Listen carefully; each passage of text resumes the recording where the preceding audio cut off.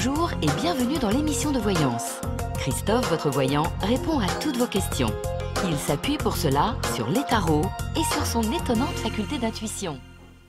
Bonjour à tous et bienvenue sur le plateau de l'émission de voyance.com. Bien écoutez, je suis ravi de vous accueillir pour cette émission spéciale. Émission spéciale en quoi? Tout simplement parce que aujourd'hui, nous entrons dans la pleine lune de Lion, ce qui signifie que le soleil est en Verseau et que la lune est en Lion. Et cette pleine lune se produira en fin de journée. Et donc à cette occasion, eh bien, dans le courant de l'émission, je vais aborder cette pleine lune, sa signification, ce qu'elle peut représenter, les écueils à éviter, et aussi en fonction de votre signe ou de votre ascendant, eh bien, cela a une traduction spécifique. Voilà. Donc, ça, je vais répondre à deux questions, et après, je me lancerai tel un seul homme sur le décryptage, l'interprétation de cette pleine lune. Voilà, alors je vous rassure tout de suite, elle est plutôt douce cette pleine lune, je trouve. On verra, ça n'a rien à voir avec la prochaine qui aura lieu dans un mois, c'est-à-dire dans le signe du Poisson. Voilà, alors je vais tout de suite commencer par la question de Sébastien. Sébastien, bonjour. Vous souhaiteriez savoir si une relation amoureuse entre vous débuterait prochainement.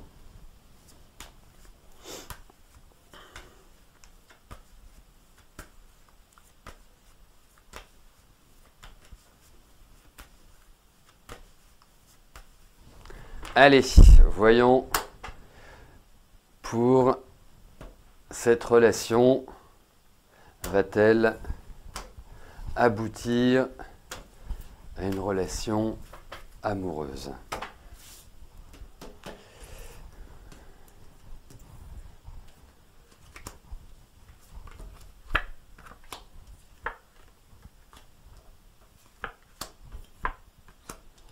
Bon, alors, effectivement, c'est une relation, je pense que vous vous plaisez mutuellement, il n'y a vraiment pas de souci de ce côté-là. Il y a une énergie qui est assez forte, il y a une envie qui l'est tout autant. Et donc, dans les faits, ça peut tout à fait se traduire par le début d'une relation. Je vais juste attirer votre attention sur un point.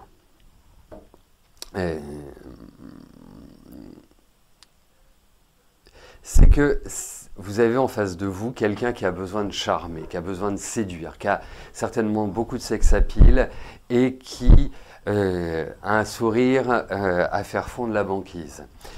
Mais ce n'est pas pour ça que c'est quelqu'un qui est facile. Je pense, si je le traduis dans les faits, je pense que c'est quelqu'un qui a plutôt un ego assez important, assez démesuré et qui s'intéresse beaucoup à lui. Et donc, moi, le conseil que je vous donne, c'est véritablement d'aborder cette relation uniquement dans le plaisir, uniquement répondant à l'appel de la nature, mais essayez, tant que vous pouvez, de ne pas trop tomber éperdument amoureuse. Parce que c'est quelqu'un qui a du mal à s'investir dans les relations. Il veut imposer sa loi d'une certaine manière. Il est charmant, mais il ne fera que ce qu'il veut. Donc, vous n'allez pas forcément avoir des marges de manœuvre qui sont énormes. Donc, méfiance malgré tout. Ne mettez, gardez une certaine hauteur, une certaine distance par rapport aux sentiments. Voilà, parce que il peut y avoir des petits côtés un peu, disons-le tout nettement, de manipulation. Voilà, quand il veut arriver à ses fins, il arrive très bien à utiliser tous les outils qu'il a avec lui. Voilà. Nadine, bonjour. Vous n'avez aucune activité depuis la cession de votre commerce. Allez-vous trouver un travail, une formation, une reconversion? Donc, voyons ce qui se passe au niveau de votre travail.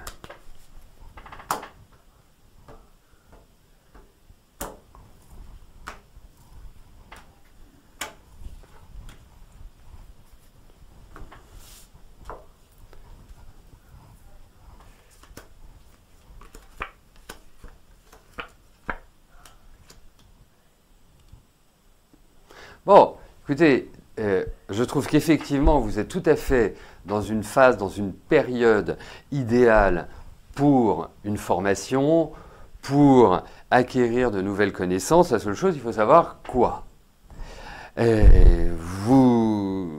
Alors, je pense que ça a toujours un rapport avec une clientèle ou avec un public. Voilà, il y a des aspects quelque part relationnels qui ressortent énormément dans votre jeu. Quelque part, trouver un travail aujourd'hui me paraît un travail ponctuel, me paraît un travail éphémère, ne me paraît pas forcément un travail pérenne dans le temps. C'est pour cela que j'ai beaucoup plus le sentiment que d'aller vers, comment ça s'appelle, vers une formation, une reconversion, vous pouvez l'appeler comme vous voulez, me paraît être la meilleure des idées. Et vous verrez, une fois que vous aurez passé cette période, cette année, vous allez voir la vie va vous entraîner dans un nouveau rythme, et un rythme qui sera nettement plus dynamique, nettement plus positif, nettement plus agréable, tout simplement. Voilà Nadine.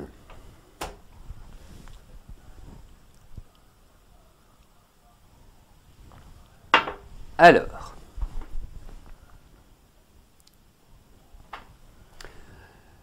aujourd'hui, je vous le disais en introduction de notre émission de voyance, aujourd'hui, nous entrons dans une pleine lune, et une pleine lune de Lion, donc sur l'axe Verseau-Lion.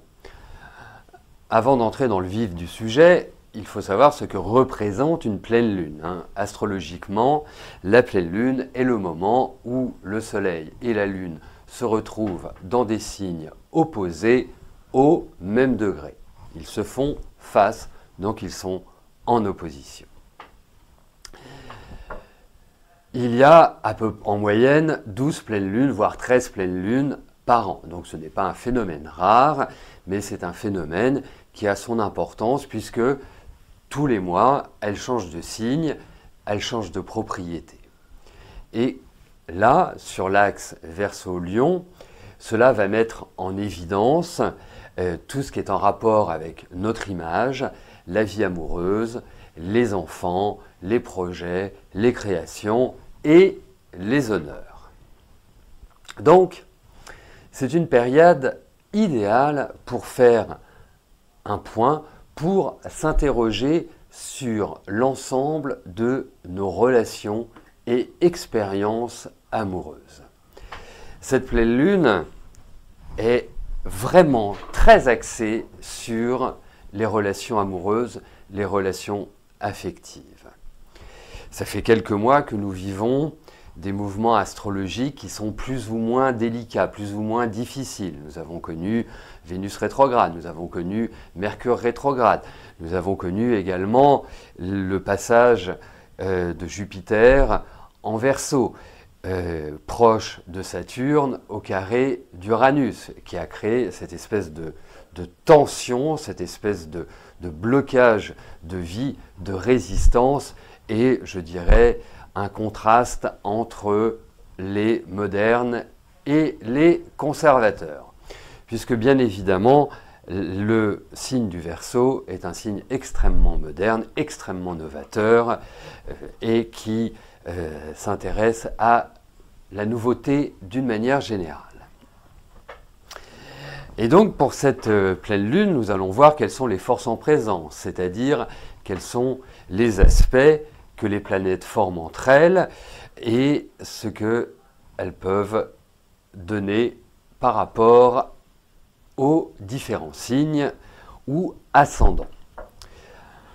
Donc, j'en étais aux forces en présence. Nous allons commencer par une magnifique conjonction entre Mars et Vénus qui est sur un trigone, qui est au trigone d'Uranus. C'est un peu large, mais on peut se l'accorder, ça ne fait pas de mal quand ce sont des bons aspects. Mars et Vénus, ce sont les amants. En conjonction, c'est l'expression, l'envie et l'augmentation du désir sexuel. C'est un aspect qui apporte bien évidemment de la passion, qui apporte de la douceur, qui apporte de l'envie, qui apporte de l'engouement et qui permet de trouver un équilibre dans nos relations. C'est la recherche des plaisirs, c'est l'harmonie, c'est la canalisation de nos émotions. Il y a toujours un côté un peu explosif, même si cela se trouve dans le signe du Capricorne. Il y a vraiment cette idée de partir à l'aventure et de redonner une espèce de boost aux relations amoureuses. Mais cette relation ou ces relations planétaires favorisent également les finances et la créativité. Nous sommes en signe de terre, puisque nous sommes en Capricorne, qui est une dominante actuelle et qui va donner un environnement sérieux, une envie de construire, d'affirmer des règles au sein de la vie collective. Cela ne laisse pas véritablement la place aux cachotteries, aux relations secrètes ou extra-conjugales, car il faut s'attendre à ce qu'elles soient mises au grand jour. C'est plutôt une configuration qui appelle à la clarté et à l'honnêteté. Donc puisque nous parlons désir, nous parlons sexualité, nous avons une deuxième relation planétaire entre la Lune et Pluton. Pour ceux qui s'intéressent à l'astrologie, ces deux planètes sont en quinconce, c'est-à-dire elles ont un écart entre elles de 150 degrés. Et cet aspect va intensifier nos émotions, nos ressentis intérieurs. Cela va occasionner des remontées du passé, des situations qui nous ont troublés et qui vont de facto nous troubler dans la période à venir. C'est également une intensification des peurs, c'est l'exacerbation de nos émotions. Voyons le verre à moitié plein et disons que ces troubles intérieurs permettent de mieux comprendre nos relations et d'en déterminer leur évolution, soit dans une continuité avec certainement de nouveaux principes, ou soit de se dire « cela ne me correspond plus, je n'ai plus envie d'avancer de cette manière-là ». Et là, la question du changement se posera. Et c'est en toute objectivité qu'il faut le faire. Il ne faut surtout pas se terrer. L'attitude involutive est de regarder ailleurs et de reposer la responsabilité sur l'autre. En se disant, c'est pas de ma faute, l'autre est responsable de tout. Ça, c'est la pire attitude. Il faut faire face à la situation. Si vous êtes en couple, par rapport à votre couple et ce que vous souhaitez en faire.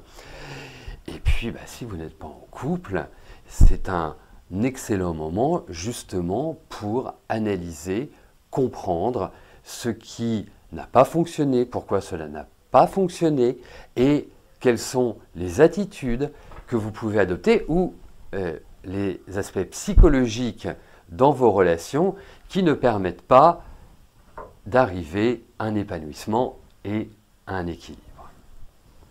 Donc, le but de cette relation Lune-Pluton est avant tout d'assumer nos émotions, d'assumer nos attitudes, de déterminer ce que l'on souhaite au plus profond de nous-mêmes.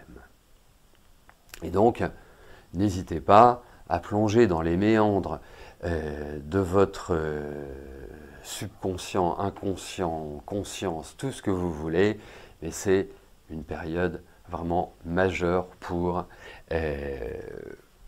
vraiment comprendre. Parce que si vous n'accomplissez pas ce travail, vous avez de très fortes chances d'ouvrir la porte à des sentiments comme la culpabilisation, la jalousie, la possessivité. C'est juste une question de choix. Dans les aspects majeurs de cette pleine lune, il y en a un qui va être plutôt agréable et qui va plutôt nous redonner le sourire, c'est le sextile entre Jupiter et Uranus. Et c'est un aspect qui, je dirais traditionnellement, permet une amélioration des conditions de vie. Tiens, serait-ce une première étape vers une liberté retrouvée et une phase qui lève de nombreuses restrictions, d'autant plus que nous avons dépassé le carré d'Uranus-Saturne qui est lié aux contraintes liberticides. Donc, je pense que nous entrons dans un mouvement qui est largement positif pour retrouver toute notre latitude de vie, d'action et de liberté. Voyons à présent pour les signes. Alors, je le considère au niveau des signes, mais si vous connaissez votre ascendant, vous allez pouvoir effectuer une synthèse selon les signes qui habitent selon le signe qui habite votre ascendant. Donc faire la relation entre signe et ascendant, ce qui complète bien l'analyse. Alors, ceux qui sont les plus affectés par cette pleine lune, les taureaux, les lions, les scorpions, et notamment ceux du troisième décan, et vraiment fin de troisième décan. Alors moi, je vous conseillerais de respirer un grand coup, de ne pas vous laisser submerger par vos émotions et surtout le désir d'en découdre. C'est plutôt une phase où il faut agir avec calme, avec circonspection, parler avec mesure et bien écouter ce qui vous est dit sans tout mélanger. Pour les autres décans, il faut être clair, c'est un peu la continuité par rapport au mois précédent. Il y a Saturne qui pilonne les deuxièmes décans de ces signes-là, donc qui va apporter un sentiment de frustration, de frein, mais en même temps, il faut voir, on est dans un monde binaire, rien n'est tout noir, rien n'est tout blanc. Ça permet justement de poser les situations, d'y réfléchir, pas forcément d'agir, mais avant toute chose, d'y réfléchir pour lorsque cet aspect aura disparu, avoir pris une pleine conscience de votre situation ou de vos situations et à ce moment-là, de pouvoir les transformer, les modifier ou, si elles vous conviennent, de les laisser telles quelles. Mais je pense que vous entrez plus dans des aspects de changement, de modification que de conservation des situations actuelles. Venons-en aux signes cardinaux. Bélier, Balance, Cancer et Capricorne. Commençons toujours par le troisième décan. Dites-vous que ce ne sera pas forcément la période la plus fun de l'année. Vous serez troublé par vos relations, vous aurez des difficultés à y voir clair. Donc, vous l'aurez compris, ce n'est pas du tout la période où vous devez mettre un coup d'accélérateur. Si vous avez des discussions importantes, des rendez-vous primordiaux, si vous pouvez les décaler, les reporter, n'hésitez pas. Dans le cas contraire, essayez d'être très mesuré, essayez d'être très observateur dans vos relations, dans vos agissements, ne pas partir comme ça en live, à l'emporte-pièce et prendre des décisions irréfléchies. Pour ces mêmes signes du deuxième décan, vous pouvez ressentir sur le plan amoureux, par exemple, un partenaire un peu plus distant. Mon conseil, ne vous martyrisez pas trop la tête. donnez du temps au temps. Toute effusion, toute discussion radicale ne porteront pas leurs fruits. Voilà. Donc, donnez du temps au temps est la meilleure attitude pour vous. Pour les Gémeaux, les Sagittaires, les Vierges et les Poissons. Alors, vous savez, en ce moment, vous avez les planètes qui sont plutôt bénéfiques pour vous.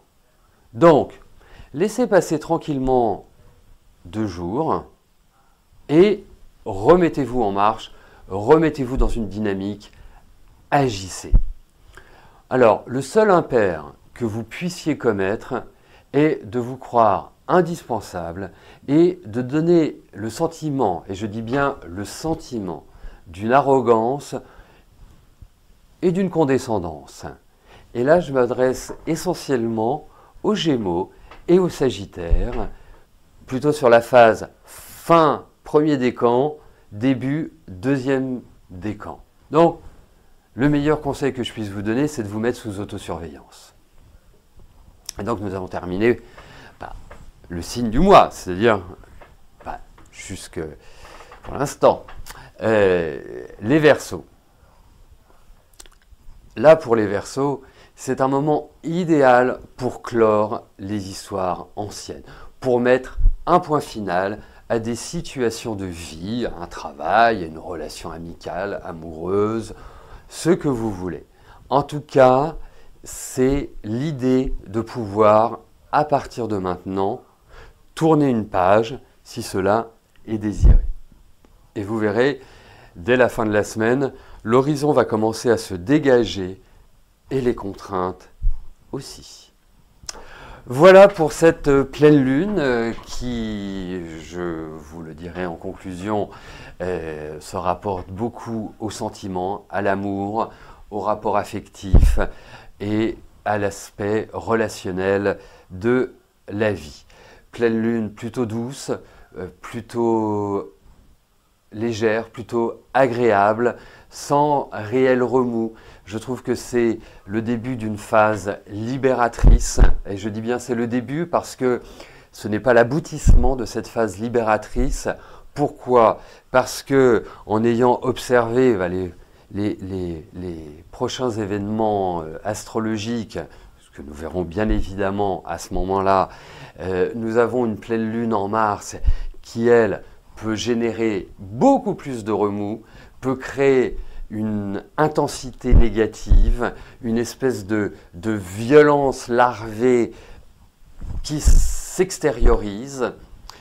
Et donc c'est pour ça que profitons, et je dis bien vraiment, quel que soit le signe d'une manière générale, quels que soient les aspects que reçoit votre thème natal, profitons de cette période de 15 jours pour véritablement nous ancrer et lancer des projets, des idées, renouveler si, bien évidemment, la vie vous accompagne en ce sens.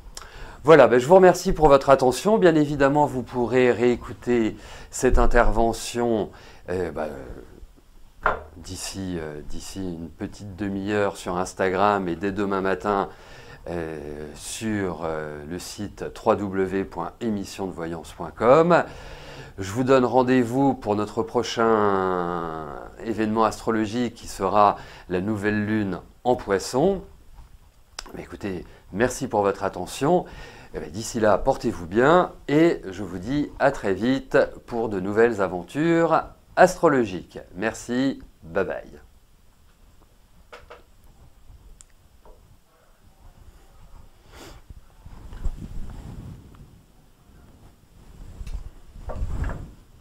Hop. Allez. Alors vous l'aurez compris, hein, c'était pour une conclusion pour la pleine lune. Ce n'est pas encore la fin de l'émission, puisqu'il nous reste une bonne dizaine de minutes pour que je puisse répondre en direct à vos questions. Allez, j'aborde tout de suite la question de Marie-Pierre. Marie-Pierre, bonjour. Votre vie sentimentale Ok, allez vous faire une belle rencontre sentimentale.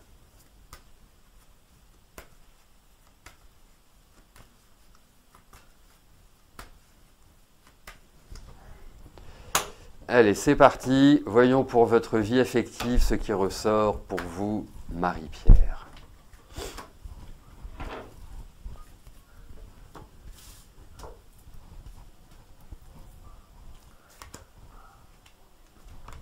Juste avant, je vais un petit peu m'hydrater.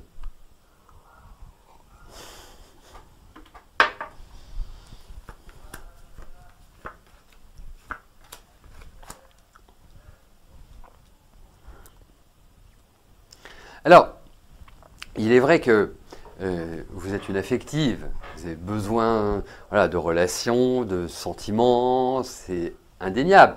Ça n'enlève pas votre part de femme libre que vous êtes, autonome, une femme qui a vécu quand même, je trouve, pas mal de changements sur ce plan-là. C'était pas toujours évident, toujours très stable et pas toujours très dominant dans l'épanouissement. Mais bon, ça ne veut pas dire que l'objectif n'est pas accessible. Donc, je pense qu'effectivement, il y a l'idée d'un redémarrage sentimental. Il y a cette envie aussi chez vous, donc ça me paraît quand même extrêmement important, c'est une base. On sent que voilà, vous allez vers de nouvelles perspectives. Après, j'ai un petit doute sur le moment. Mais vraiment un doute, c'est-à-dire que j'ai envie de vous dire c'est rapide et d'un autre côté je suis tiraillé par le fait de la lenteur, donc je ne peux pas vraiment vous cadrer ce bel événement, c'est-à-dire cet événement de rencontre, mais en tout cas je ne perçois pas du tout une solitude exacerbée, enfin dans le sens où vous n'allez que enfin, vous allez vous retrouver seul, ça, je n'ai pas du tout ce sentiment-là. Je sens quand même que vous avez beaucoup de préoccupations dans la vie, qu'il y a des aspects matériels que vous devez impérativement dominer et faire avec, et ce n'est pas forcément toujours simple. Donc la tête dans le guidon, en quelque sorte. Mais pour moi, la porte est ouverte à une nouvelle rencontre. Oui. J'ai vraiment cette impression-là, Marie-Pierre.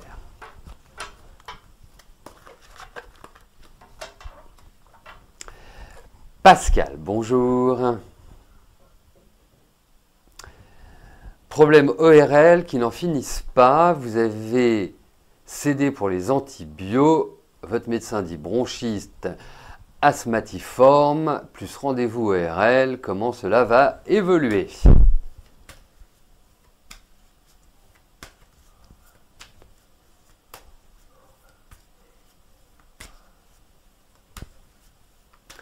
Allez, voyons votre zone ORL, ce qui ressort.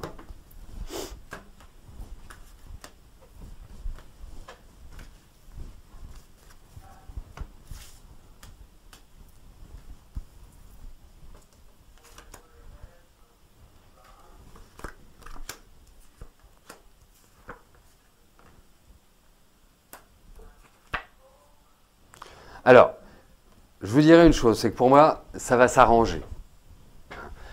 Alors, vous savez, je peux tout à fait comprendre et je partage. Tant qu'on peut éviter de prendre des antibiotiques, c'est mieux, bien évidemment, puisqu'on ne surcharge pas notre corps, on ne l'habitue pas, et lorsque l'on en prend, ils ont l'effet escompté et rapide. Donc, quand on en prend comme ça une fois de temps en temps, ça n'a pas une portée trop importante. Bon, après, il faut juste prendre des... Comment ça s'appelle ? Ah, j'ai oublié le nom. Pour éviter que ça se reporte sur d'autres endroits du corps. Donc, pour moi, ça va se régler. Hein.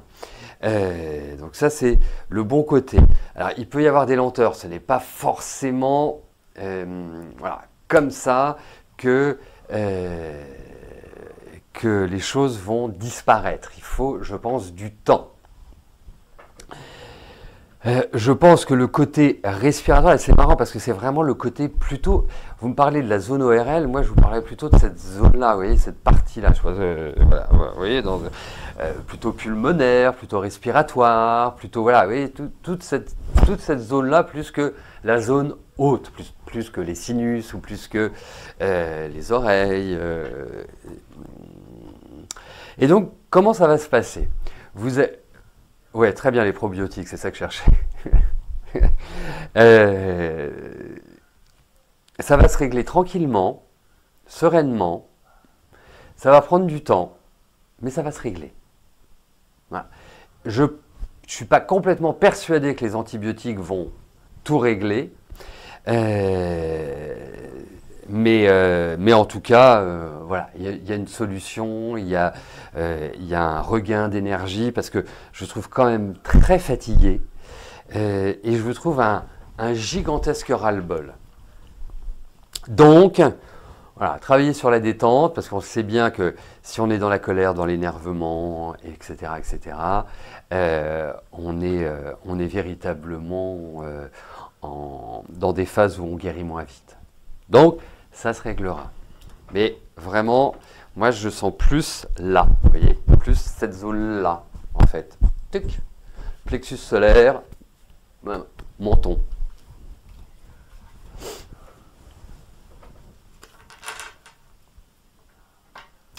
Annie, bonjour. Comment je ressens votre fille Margot à votre égard? Allez.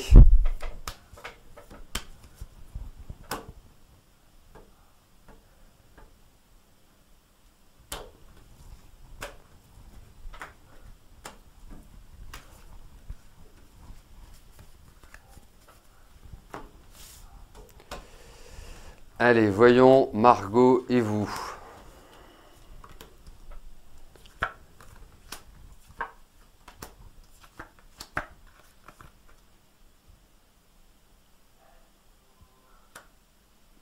Alors, en fait, vous recherchez la discussion, vous recherchez l'échange, et elle, je la trouve un peu sibylline. C'est-à-dire qu'elle peut être sympa et pas sympa. Vous voyez, c'est ça que j'appelle sibylline.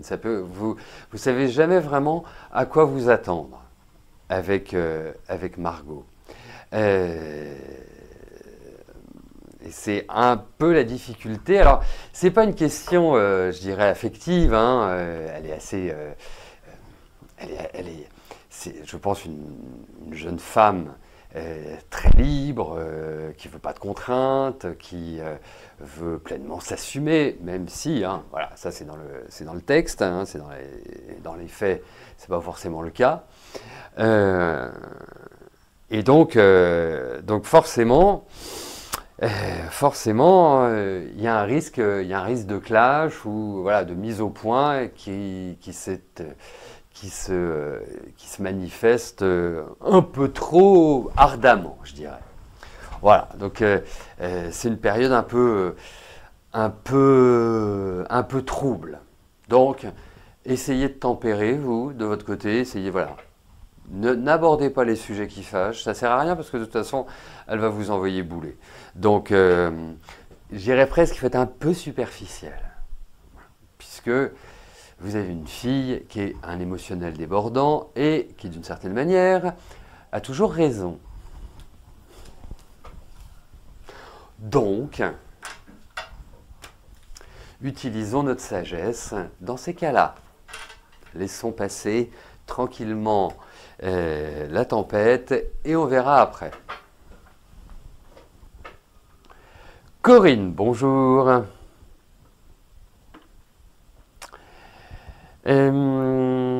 Est-ce que pourriez-vous vous plaire chez ACS?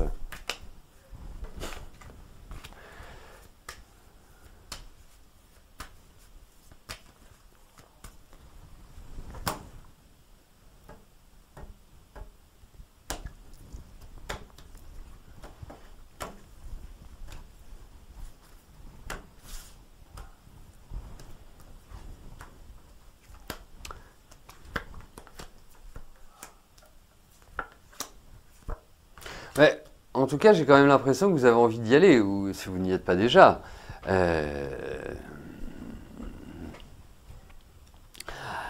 Après, ce n'est pas forcément une entreprise facile. C'est pas, même si, je vais vous donner un exemple, même si extérieurement il paraît sympathique, bonne ambiance et tout, je trouve qu'il y a beaucoup de choses qui sont sous-jacentes, qui se font d'une manière un peu parfois indélicate. Donc oui, et puis je pense que c'est à l'heure actuelle une société qui est en pleine réorganisation. Il y a une sorte de restructuration qui me paraît quand même un petit peu importante. Donc ça veut dire qu'il y a des gens qui vont partir, d'autres qui vont arriver. Et ça, plus sur les postes dirigeants, sur les postes voilà, décisionnaires. Mais autrement, ça peut être une bonne boîte ou des gens qui vont être... qui vont racheter. Enfin bref, il y a cette espèce de changement, de transformation. Mais autrement, ouais, c'est une bonne boîte. Il y a du dynamisme, il y a du boulot, il y a du... Enfin voilà, il y a ce qu'il faut. Mais c'est pas une boîte qui est aussi facile qu'il n'y paraît. Voilà. Je parle de l'ambiance, je parle de la progression, je parle d'un ensemble de choses. Hein. Je parle pas extérieurement. Voilà, bah écoutez, nous arrivons au terme de notre émission spéciale. Je vais vous souhaiter à tous une excellente fin de journée.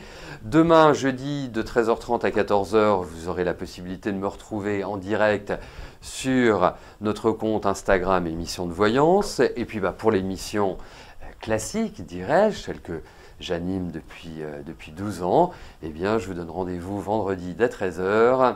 Pour les réponses gratuites et en direct à vos questions. D'ici là, portez-vous bien et je vous dis à plus tard. Merci, bye bye.